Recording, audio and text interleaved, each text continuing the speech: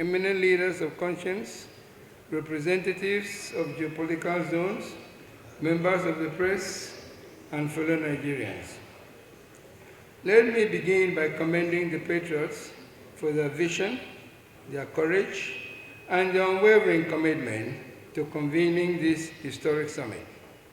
In a nation burdened by silence, convening a dialogue of this magnitude, though not for the first time, not the first of its kind, is an act of bold patriotism.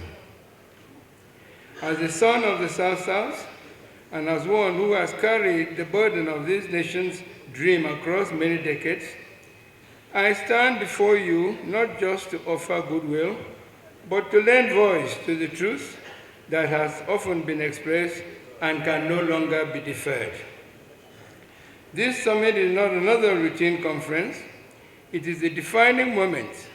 Perhaps it is the last peaceful opportunity we have to confront the fundamental contradiction of Nigeria, that we are governed not by the will of the people, but by a constitution that robs us of our sovereignty.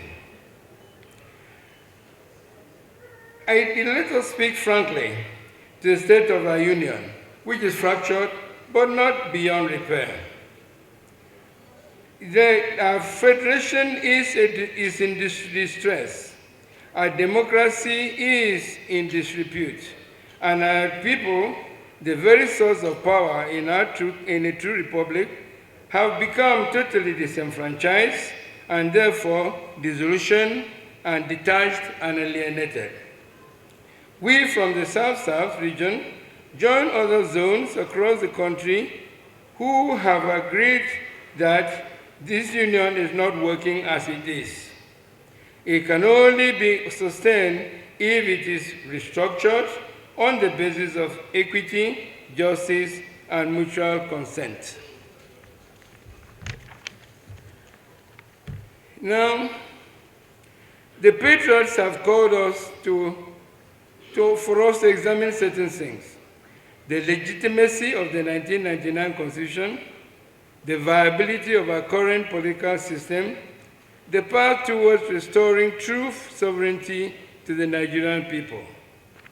This agenda, therefore, is not only the right one, but it is in fact the only one that matters now. We endorse it in its entirety because the truth is this: the 1999 Constitution was not the people's constitution. It was a military decree imposed without the consent of the people. The military suspended the 1963 Constitution, which remains the last legal expression of our people's collective will and agreed terms of condition for staying together. That Constitution, I'd like to emphasize, was suspended. It was never repealed, proscribed, or abrogated. At the end, rather than lift the suspension and restore our legitimate constitution, it was instead replaced with a fraudulent document that begins with a lie that says, "We the people." This document was not even submitted to the National Assembly for adoption or ratification before it was put into use. The people of Nigeria were not consulted, we did not consent, it was foisted on us, and our sovereignty was therefore stolen. Now, let us look at why our present political system cannot work. We are running a democracy where election results are determined not by the ballot, but by various other undemocratic means. Representatives and leaders are selected by a few and imposed. They are not elected. Power flows from the party barons and not from the people.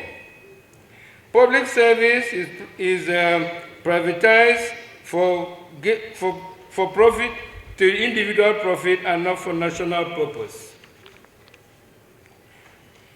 This is not democracy. This elite authoritarianism with scant democratic decoration on it. And the people know it. That is why voters turn out declines, as we saw in the last election in Lagos. That is why trust in the government is dead. This has been exacerbated by the departure from a functional federal system to an imperial presidential unitary system, which we practice at the moment. Unless we act now, we reverse this situation, the country is bound to go into fragmentation. So we, in consultation with other leaders and the compatriots, a group that I lead, believe the following must be addressed in the new constitution. Sovereignty must return to the people. We must get rid of this unitary system and reinstate the federal system of governance that our founding fathers had agreed to. True federalism must be guaranteed maximum autonomy to the federating units. Cost of politics must be brought down to open space for inclusiveness and real leadership. Unicameral legislature with ministers appointed only from elected representatives must be reinstated. Real mechanisms for accountability, recall, and sanction for non-performing and deviant public officers must also be instituted. Impunity must end, transparency must begin. Elections must be driven by ideas and integrity, not by money. And finally, party leadership must grow from within the party. For this summit to be considered a success, the critical questions that have to be answered are, is the relationship between the nations that form Nigeria working? If not, why? And what new terms can be made to make it work? Is the Constitution helping to unite, coexist, for people to coexist peacefully and prosper? If not, why? And what can we do to make it work? Is our political system inclusive? Is it delivering accountable governance and promoting national progress? If not, why? And what political system will? If we cannot honestly face these questions and live here with a clear strategy, timeline, and commitment to change, then this summit, with all its good intentions, would not have been as big a success as it ought to have been. This is the right meeting, but what are our chances of success? That will depend on just one thing. Will we confront the hijacking of our sovereignty and do every legitimate thing and legal thing to fix it?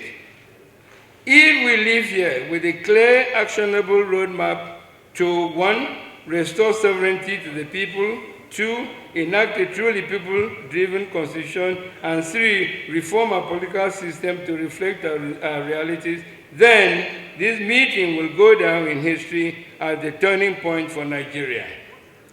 But if we live with nothing but speeches, handshakes, and photo ops, the tragedy of Nigeria will continue and we will share in the blame. Let us therefore resolve to reclaim Nigeria together. We must not be afraid to change. What we must rather be afraid of is not to change. Nigeria's unity will only be preserved through fairness and justice, not force or fear. And if we miss this opportunity, the next chapter may be one of irreversible fragmentation. I believe, and I know that many of you also believe, that time is running out.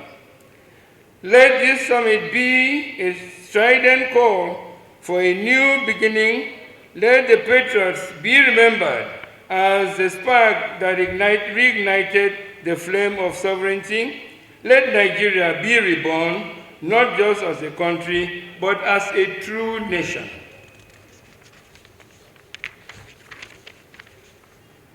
Thank you very much, and history will remember this day, not for what we did, or not for what we said, but for what we were able to change.